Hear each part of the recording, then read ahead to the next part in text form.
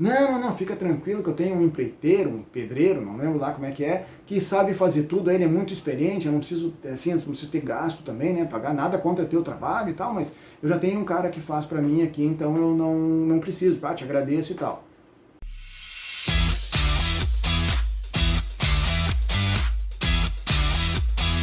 Olá pessoal, sejam bem-vindos a mais um vídeo do Arquiteto Lucrativo, e hoje eu quero compartilhar com vocês uma situação que aconteceu num projeto que pode acontecer com vocês, que aconteceu depois foi para obra e aí deu uma situação que aconteceu hoje. Bom, a situação é relativamente simples, aliás, a situação era para ser simples, né, mas acabou tomando uma proporção não muito agradável, mas que pode acontecer com vocês também, certo?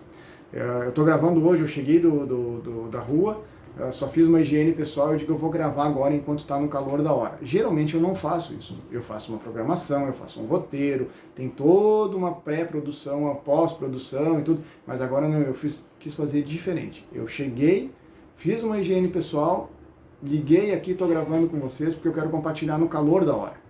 Geralmente não se faz no calor da hora, mas dessa vez eu quero que seja no calor da hora, porque ainda está tudo meio na cabeça assim, tá?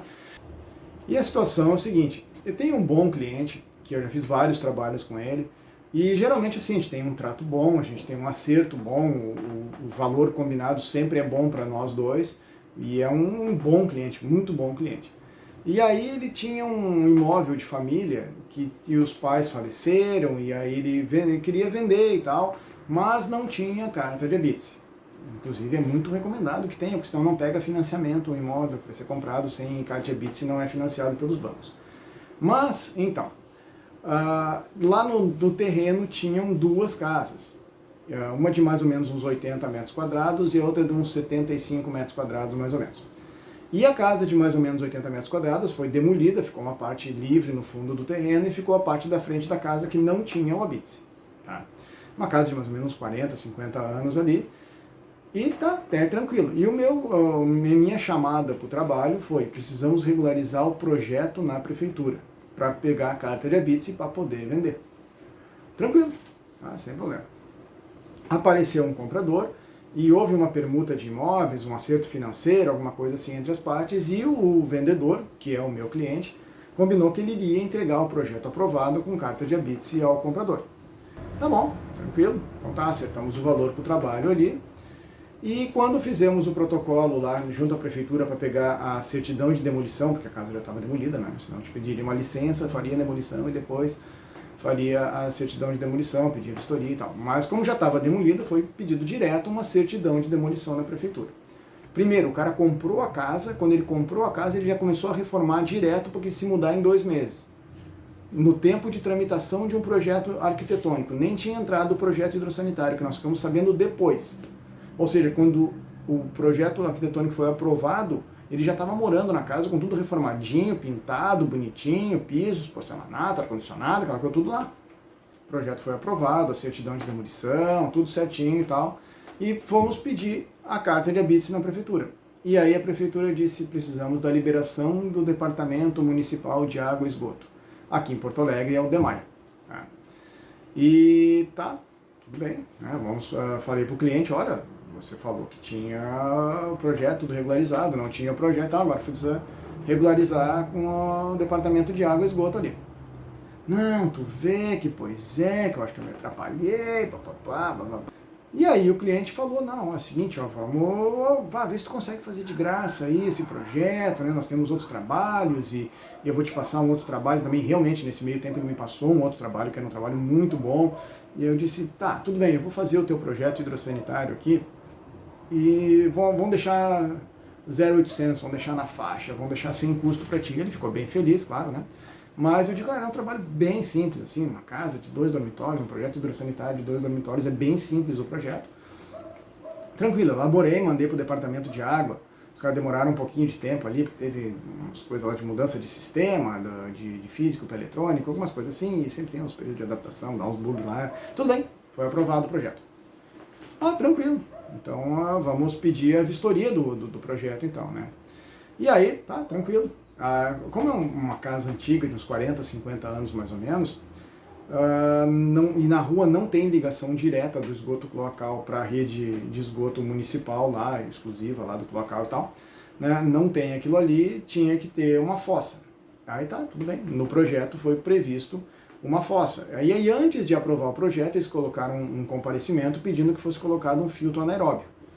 Só que o filtro anaeróbico naquele espaço confinado não caberia. Enfim, tal, né? A situação do projeto, peculiar do projeto lá. E foi combinado lá com o departamento que eles iriam colocar um sumidouro, que não é o ideal e tal, né? Não é nem o recomendado, mas era o que tinha que ter. Tinha que ter alguma coisa, então o filtro anaeróbico não ia caber, da dimensão que teria que ter, mas um sumidouro caberia ali. É um espaço confinado e tal. Tudo bem, o Departamento Municipal de Água e Esgoto aprovou o projeto, tranquilo. E todos nós que trabalhamos com construção, trabalhamos com projetos, sabemos que esgoto cloacal ou vai direto para a rede de esgoto cloacal municipal, que passa canalização na rua, ou vai para a fossa, e depois da fossa vai para o sumidouro ou para o filtro anaeróbico, alguma coisa assim, e se dissipa, né? E o esgoto pluvial, ele é coletado dos telhados, vai para um esgoto pluvial, separado. Todos nós sabemos disso aí, né? E só que lá na casa de 40, 50 anos atrás, os caras não fizeram isso. O que os caras fizeram? Uniram tudo num esgoto só que vai para a fossa. Enfim, o projeto foi aprovado na última sexta-feira e na segunda-feira eu falei com o cliente, o projeto foi aprovado, vamos pedir a inspeção. Ele disse, tu pode vir aqui para a gente dar uma olhada e tal. Eu digo, não, tranquilo. Passei algumas instruções para ele, né, do que ele tinha que verificar lá, tirar, deixar disponível lá para poder verificar a fossa pelo vistoriador e tal. E falei, a tampa da caixa de inspeção também tem que estar pronta e tal, não sei o que, tal. Aí ele disse, não tem caixa de inspeção. Aí eu disse, como assim não tem caixa de inspeção? Aí ele disse, não, mas não tem. Aí ficou uma coisa meio assim, disse, vamos marcar, vamos lá na casa. E marcamos com o senhor lá que fez a venda para ele e combinou que iria entregar a carta de habite para o comprador. Fomos lá, junto já com o instalador hidráulico junto, né? Já vamos já tudo lá fazer a verificação. Até aí tudo bem, né? Tudo bem considerando que a visita foi meio-dia e hoje é um dia de verão aqui em Porto Alegre. E em Porto Alegre devia estar fazendo uns 38 graus. Para quem acha que o Rio Grande do Sul é só frio e gelo e não sei o que, geada e coisa, não, aqui no inverno faz em torno de 0 grau. Ou um pouquinho mais de 0 graus, 5 graus, 10 graus, alguma coisa assim. Mas no verão vai a quase 38, 40. E hoje era um dia que estava uns 38 graus. E a visita ao meio-dia no sol. Eita alegria, né? Enfim, saí com a roupa grudando no corpo. Mas, vamos lá, tranquilo. Essa mesma roupa aqui, por isso que eu falei que eu cheguei aqui e vim direto. Tá? Mas enfim, tá. Aí fomos lá e constatamos que o negócio foi feito errado. Foi feito errado e aí o rapaz falou lá, o comprador falou, tá, mas olha só, tinha que ter me falado isso antes. Aí eu respondi assim, numa tranquilidade para ele, eu não era o responsável da obra. Aí ele disse, como assim não era o responsável da obra? Não, eu fui contratado para regularizar o projeto. E olha só, quando a gente entrou com o projeto na prefeitura, você começou a fazer reforma para se mudar para casa. E aí o que aconteceu? Eu lhe falei, olha, você precisa de um responsável técnico para a obra. Não, mas eu já tenho um pedreiro que sabe fazer, um empreiteiro que sabe fazer. Enfim, você precisa de um responsável técnico para resolver algumas coisas antes da obra, as coisas durante a obra e até depois da obra. Não, fica tranquilo que eu tenho um empreiteiro, um pedreiro, não lembro lá como é, que sabe fazer tudo, ele é muito experiente, eu não preciso, assim, não preciso ter gasto também, né, pagar nada contra teu trabalho e tal, mas eu já tenho um cara que faz para mim aqui, então eu não preciso, te agradeço e tal. Tá, tudo bem. Sua responsabilidade, eu fui contratado no primeiro momento para o projeto, eu vou resolver o projeto, ponto. Fazer o projeto dentro da lei. O arquitetônico foi feito dentro da lei, foi aprovado, o projeto hidrossanitário foi feito dentro da lei, foi aprovado. Agora precisa ter adequado dentro da lei, que era o que nós íamos lá vistoriar, estava tudo certo. Aí eu falei para ele, olha, eu não era o responsável da obra. Mas tu tinha que ter falado. Não, eu não era o responsável pela obra. Eu ofereci os meus serviços para ti, em relação à responsabilidade de obra e orientação. Você agradeceu que tinha lá um empreiteiro, um pedreiro. Agora você não vai me cobrar responsabilidade sobre isso. Fazendo uma analogia, seria quase como pedir carona para um taxista. Não pede carona para um taxista, o taxista vive do trabalho de transportar a pessoa, então não vai pedir carona para o taxista. E é mais ou menos o que ele estava tentando insinuar, que eu tinha que ter dado a orientação toda de obra para ele sem ter sido contratado para o serviço. Aí eu disse, não tinha não. E aí ele ficou bravo. Mas ficou bravo, quando eu digo bravo, é bravo mesmo. Aí eu disse, não, olha, né, não tinha responsabilidade sobre isso. Você tinha o seu pessoal, o seu empreiteiro, você cobra dele a situação. A situação é que o projeto foi elaborado conforme a lei e tem que ser executado conforme a lei. Senão você não vai ter a sua carta de habite. Ah, mas eu comprei a casa, então vamos desfazer o negócio, falando pro dono lá, o antigo dono, vamos desfazer o negócio, porque tu me prometeu que ia me entregar. Eu digo, olha, meu projeto foi elaborado, e o projeto hidrossanitário foi aprovado também conforme a lei. O meu escopo de trabalho foi aprovado. Eu posso pedir a vistoria e pronto, você resolve isso. Aí ficou bravo. Não, tinha que ter me avisado que tipo de coisa, que situação é essa, que não sei. Eu digo, não sou responsável pela obra. Até porque se eu falo um negócio desse e dá uma porcaria lá, o cara vai dizer, não, foi tu que falou. Tu que falou antes, lá antes da obra, lá um ano atrás, lá tu falou que tinha que ser assim. Eu digo, não sou responsável pela obra. E aí ficou uma situação complicada, ficou uma situação chata. O cara ficou bravo.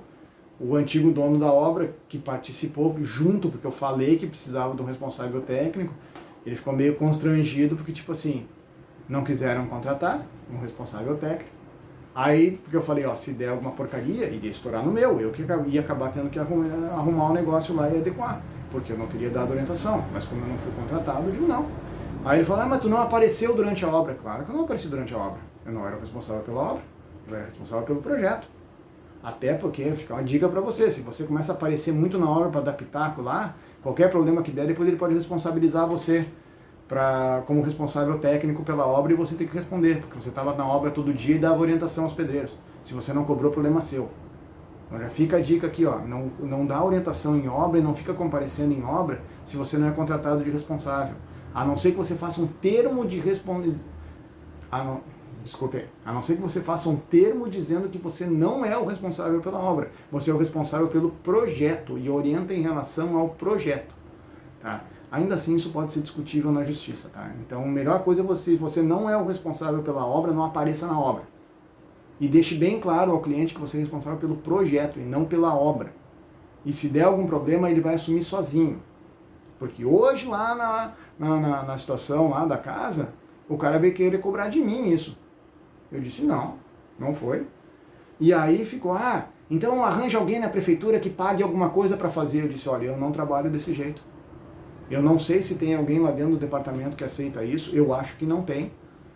E se por acaso você quiser fazer, eu não vou fazer. Eu não trabalho desse jeito, eu não pago propina para ninguém, eu não pago corrupção para ninguém. Então se você quiser fazer, você resolve do jeito que quiser. Eu não vou fazer. E aí ficou aquela coisa, ele saiu brabo, assim, né? Tava na casa dele, assim, ele foi lá pro pátio, lá, brabo, xingando e falando palavrão e coisa assim. E eu digo, não.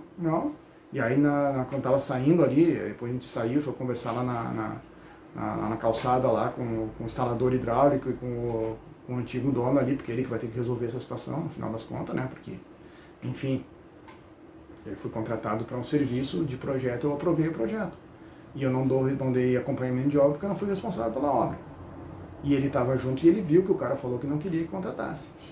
Mas ele tem a obrigação de entregar. Então já gerou uma situação chata para todo mundo ali.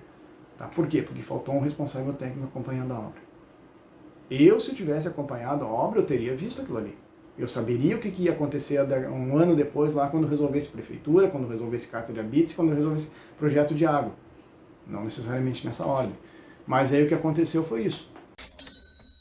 Aí ficamos lá, antes da gente sair, a gente ficou acho que uma meia hora, 40 minutos, vendo por onde passava a canalização, como é que a gente ia fazer, como é que a gente ia resolver aquilo ali, tal. Mas assim, eu vou dizer o quê? Eu elaborei o projeto conforme a lei manda, dentro do que a lei manda e dentro das orientações do Departamento de Água e Esgoto. Tem uma notificação lá que diz, ó, é obrigatório prever uma grelha de escoamento de água, a caixa de inspeção, enfim. Você faz trabalho de projeto hidrossanitário, sabe como é que é. Mais ou menos assim, cada cidade tem as suas peculiaridades, mas é mais ou menos O escopo geral é o mesmo de um projeto hidrossanitário, né? Mas, enfim, então essa é a situação. Você tomar cuidado de deixar bem claro qual é o escopo do seu trabalho e que você, assim, na hora que o cliente começa a gritar e dizer palavrão, você ter e manter a sua postura. Eu fui contratado por projeto, não fui contratado pela responsabilidade de obra. Ponto. Ah, mas você tinha que ter me avisado. Não, eu não tinha que ter avisado. Primeiro, o cara comprou a casa, quando ele comprou a casa, ele já começou a reformar direto, porque se mudar em 2 meses. No tempo de tramitação de um projeto arquitetônico. Nem tinha entrado o projeto hidrossanitário, que nós ficamos sabendo depois. Ou seja, quando o projeto arquitetônico foi aprovado, ele já estava morando na casa com tudo reformadinho, pintado, bonitinho, pisos, porcelanato, ar-condicionado, aquela coisa tudo lá. E aí, quando entrou o projeto hidrossanitário, teve o seu rito de tramitação, o seu prazo, o seu tempo de tramitação lá também. Quando saiu o negócio, ele veio me cobrar meses depois, sendo que aí é aquela velha história. Primeiro tu faz o projeto, aí depois tu aprova o projeto, depois tu executa a obra. Aí depois tu pede a vistoria da obra e saiu a BITS. O que ele fez? Ele comprou, reformou, se mudou enquanto o projeto tramitava. Depois que o projeto tramitava, veio cobrar porque não foi resolvida uma coisa antes, durante a etapa de projeto. Botou, como a gente diz aqui no sul, botou a carroça na frente dos bois. E aí? Aí deu problema. E aí veio me cobrar a responsabilidade em cima disso, sendo que não era o escopo do meu trabalho. E sendo, ainda veio querer me apontar o dedo e dizer que eu não tinha comparecido na obra. Claro que eu não compareci na obra. Eu não era responsável técnico pela obra. Eu não fui contratado para isso, eu não fui pago para isso. Então, de você tomar esse cuidado, de você ter esse feeling de passar a informação correta para o seu cliente, de dar a informação certa para ele e de ficar bem clara as coisas para as quais você está sendo contratado, que você vai fazer e as coisas que você não vai fazer. É muito importante falar isso. Foi dito para ele, só que passado 1 ano depois, ou não, 6 meses depois, passados uns 6 meses depois, ele veio me cobrar uma situação. Então tem esse cuidado e tem esse feeling. Se você gostou desse vídeo e achou relevante esse conteúdo e outros tantos, faz o seguinte, deixa teu comentário com os itens ou assuntos que você gostaria que eu abordasse aqui no canal, que eu falasse um pouco mais, tirar algumas dúvidas. Deixa teu like aqui embaixo também, te inscreve no canal, aciona o sininho de notificações, que assim que tiver vídeos novos tu vai ficar sabendo para poder assistir e ver algumas coisas mais, e saber um pouco mais e compartilharmos experiências, tá? Então tá, fica em paz, um abraço, tchau!